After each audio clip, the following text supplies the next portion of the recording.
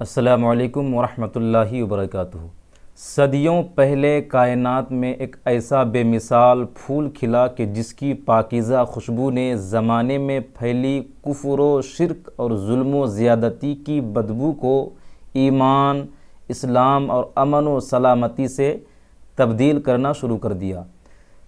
اس گل کی خوشبو صدیاں گزرنے سے کم نہیں بلکہ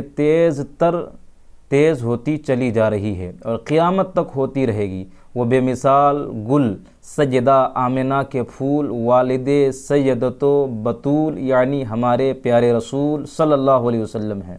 یہی وجہ ہے کہ علماء، صلحاء، محدثین و مفسرین آپ صلی اللہ علیہ وسلم کی مبارک ولادت کے وقت اور مہینے کی عظمت و رفعت کا خطبہ مختلف انداز میں پڑھتے آئے ہیں،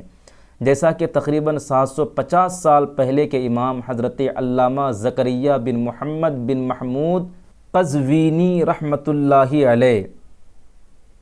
فرماتے ہیں: ہوا شہر مبارک فتح اللہ فیہ ابواب الخیرات و ابواب السعادات علی العالمین بوجود سید المرسلین صلی اللہ علیہ وسلم والثانی عشر منہ مولد رسول اللہ صلی اللہ علیہ وسلم، یعنی ربیع الاول وہ مبارک مہینہ ہے جس میں اللہ پاک نے سید المرسلین صلی اللہ علیہ وسلم کے وجود مسعود کے صدقے سارے جہان والوں پر بھلائیوں اور سعادتوں کے دروازے کھول دیے ہیں۔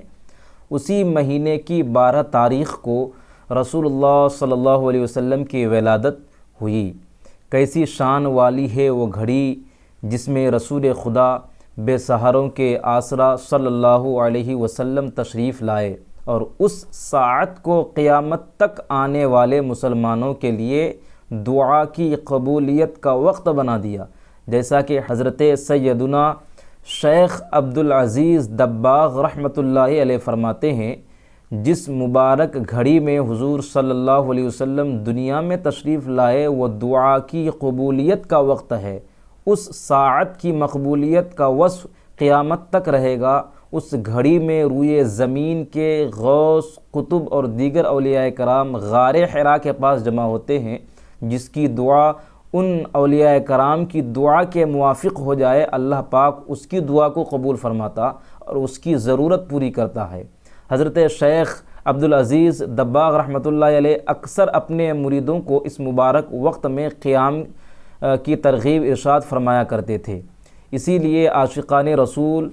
اس رات کو عبادات و نوافل اور ذکر و اذکار میں گزارتے اور صبح صادق کے وقت دعا کا اہتمام کرتے ہیں۔ وہ مکان بڑی برکتوں کا خزینہ ہے کہ جہاں آپ صلی اللہ علیہ وسلم دنیا میں جلوہ گر ہوئے، اسی لیے علماء و محدثین یہاں حاضری دیتے ہیں اور برکات پاتے ہیں، جیسا کہ تقریباً 826 سال پہلے کے بزرگ حضرت علامہ ابو الحسین محمد بن احمد جبیر اندلسی رحمۃ اللہ علیہ اس مکان اقدس کا ذکر کرتے ہوئے لکھتے ہیں کہ وہ مقدس جگہ جہاں ایک ایسی سعادت والی بابرکت گھڑی میں نبی کریم صلی اللہ علیہ وسلم کی ولادت ہوئی، جنہیں اللہ کریم نے تمام جہانوں کے لیے رحمت بنا دیا، اس بابرکت جگہ پر چاندی چڑھائی گئی۔ یہ جگہ یوں لگتی ہے جیسے پانی کا چھوٹا سا حوض ہو جس کی سطح چاندی کی ہو۔ اس مٹی کی کیا بات ہے جسے اللہ پاک نے سب سے پاکیزہ جسم والے خیر الانام صلی اللہ علیہ وسلم کی جائے ولادت ہونے کا شرف بخشا۔ یہ مبارک مکان ربیع الاول میں پیر کے دن کھولا جاتا ہے، کیونکہ ربیع الاول حضور صلی اللہ علیہ وسلم کی ولادت کا مہینہ اور پیر ولادت کا دن ہے۔ لوگ اس مکان میں برکتیں لینے کے لیے داخل ہوتے ہیں۔ مکہ مکرمہ میں یہ دن ہمیشہ سے یوم مشہود ہے، یعنی اس دن لوگ جمع ہوتے ہیں۔ ایک اور مقام پر آپ رحمۃ اللہ علیہ فرماتے ہیں کہ خاص وہ جگہ جہاں ولادت مبارک ہوئی تھی وہ تقریباً 3 بالشت کا چھوٹے حوض جیسا چبوترا ہے اور اس کے درمیان سبز رنگ کا 2/3 بالشت برابر سنگ مرمر کا ایک ٹکڑا ہے جس پر چاندی چڑھی ہوئی ہے اور اس چاندی سمیت اس کی لمبائی 1 بالشت ہے۔ ہم نے اس مقدس جگہ سے اپنے چہرے مس کیے جو زمین پر پیدا ہونے والی سب سے افضل ذات کی ولادت گاہ بنی اور سب سے اشرف اور پاکیزہ نسل والی ذات سے مس ہوئی، اور ہم نے نبی کریم صلی اللہ علیہ وسلم کی ولادت گاہ سے برکتیں لے کر نفع حاصل کیا۔ عاشق رسول یہاں حاضر ہوتے، اس کا ادب و احترام کرتے، ذکر و اذکار کرتے، محفل میلاد شریف منعقد کرتے، نبی کریم صلی اللہ علیہ وسلم کے فضائل کمالات بیان کرتے، خوب صلاۃ و سلام پڑھتے اور اللہ کریم کی رحمتوں کا مشاہدہ بھی کرتے۔ چنانچہ 600 سال پہلے کے عظیم محدث حضرت علامہ ابن ناصر الدین دمشقی رحمۃ اللہ علیہ فرماتے ہیں، جب میں نے سن 814 ہجری میں حج کیا تو اس مسجد میں حاضر ہوا اور جائے ولادت کی زیارت کی۔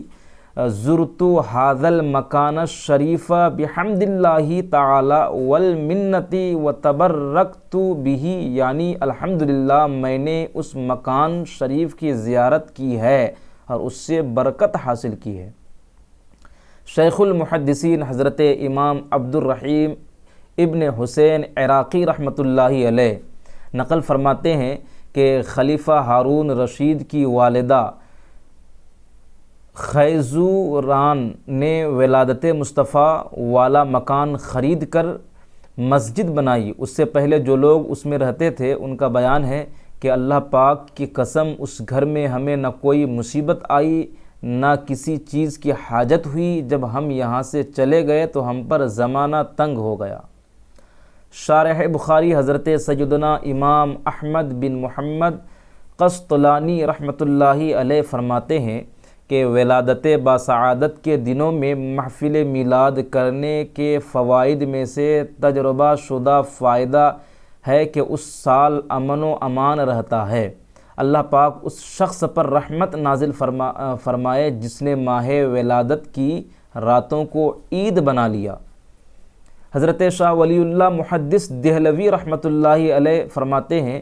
کہ میں مکہ معظمہ میں میلاد شریف کے دن رسول اللہ صلی اللہ علیہ وسلم کی جائے ولادت پر حاضر تھا۔ سب لوگ حضور نبی کریم صلی اللہ علیہ وسلم پر درود و سلام پڑھ رہے تھے، اور آپ صلی اللہ علیہ وسلم کی ولادت کے وقت جو خلاف عادت چیزیں ظاہر ہوئیں اور بعثت سے قبل جو واقعات رونما ہوئے تھے ان کا ذکر خیر کر رہے تھے، تو میں نے ان انوار کو دیکھا جو یک بارگی اس محفل میں ظاہر ہوئی، اور میں نہیں کہہ سکتا کہ یہ انوار میں نے اپنی ظاہری آنکھوں سے دیکھے یا روح کی آنکھوں سے دیکھے،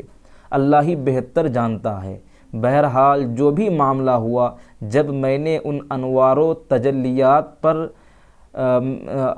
تجلیات میں غور کیا تو پتہ چلا کہ یہ انوار ان فرشتوں کی طرف سے ظاہر ہو رہے ہیں جو اس طرح کی نورانی اور بابرکت محافل میں شریک ہوتے ہیں، اور میں نے یہ بھی دیکھا کہ ان فرشتوں سے ظاہر ہونے والے انوار اللہ کی رحمت کے انوار سے مل رہے ہیں۔ امام محمد بن جار اللہ ابن ظہیر رحمۃ اللہ علیہ اپنی کتاب الجامع اللطیف کے صفحہ نمبر 285 پر لکھتے ہیں کہ ہر سال مکہ شریف میں 12 ربیع الاول کی رات کو اہل مکہ کا یہ معمول ہے کہ قاضی مکہ جو کہ شافعی ہیں، مغرب کی نماز کے بعد لوگوں کے ایک جمع غفیر کے ساتھ مولد شریف یعنی ولادت گاہ کی زیارت کے لیے جاتے ہیں۔ ان لوگوں میں دیگر تینوں مذاہب فقہ کے قاضی، اکثر فقہا، فضلاء اور اہل شہر ہوتے ہیں۔ ان کے ہاتھوں میں فانوس اور بڑی بڑی شمعیں ہوتی ہیں۔ مکے میں ان کی جائے ولادت پہ یا خدا پھر اشک بار جمانہ نصیب ہو۔